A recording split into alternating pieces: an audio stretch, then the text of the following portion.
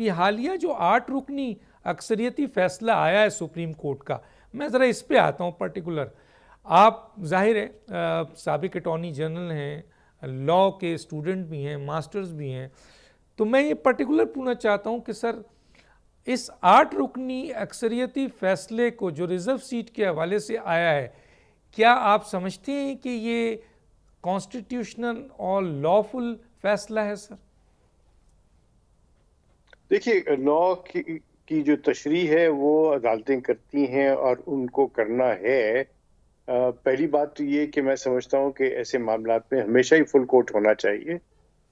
اس کے اندر بینچز کی تشکیل کا معاملہ ہی نہیں ہونا چاہیے. اور آپ نے ٹھیک کہا کہ آئین کے اندر چیف جسٹس کا کوئی الگ سے اختیار نہیں ہے، اور چونکہ وہاں سے الگ سے اختیار نہیں ہے تو آپ اس کو کیسے رولز کے ذریعے اس کو یہ تفویض کر سکتے ہیں، وہ بحث اپنی جگہ پہ ہے.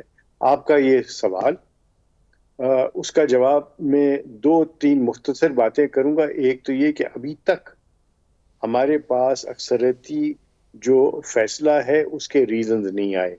میں ہمیشہ معترض رہا ہوں اور مجھے یقین ہے میرے بہت سارے ساتھی بھی میرے ساتھ آواز میں لائیں گے کہ ریزنز آپ بعد میں تلاش کرتے ہیں اور فیصلہ پہلے دے دیتے ہیں، یا شاید مناسب بات نہیں ہے.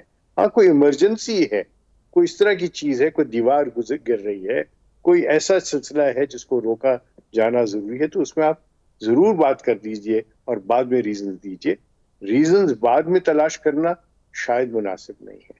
اب جو کرکس آف دا میٹر ہے اس کا یہ ہے کہ 189 کے تحت صرف آئینی ادارے نہیں، تمام اداروں کے اوپر، تمام افراد پہ، تمام عدالتوں پہ سپریم کورٹ کی جو ڈائریکشنز ہیں وہ بائنڈنگ ہوتی ہیں. اب چونکہ قانون بدل چکا ہے، اب جب تک یہ قانون صفحے سٹیچوٹ کے اوپر یعنی کتابوں میں ہے، جب تک اس کو سٹرائک ڈاؤن نہیں کیا جائے گا تو پھر جو نیا قانون ہے اس کے اوپر عمل ہوگا، نہ کہ جو پرانے قانون کے تحت ججمنٹ آیا.